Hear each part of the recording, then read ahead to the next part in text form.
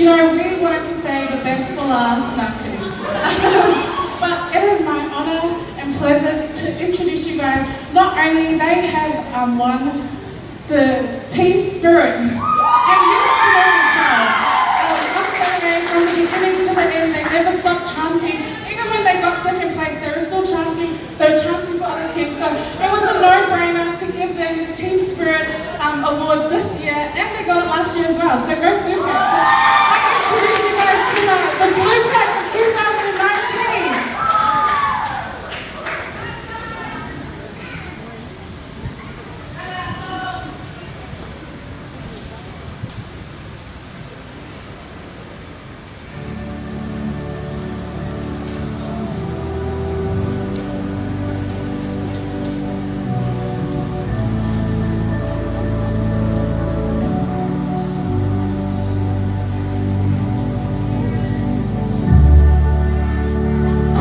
By your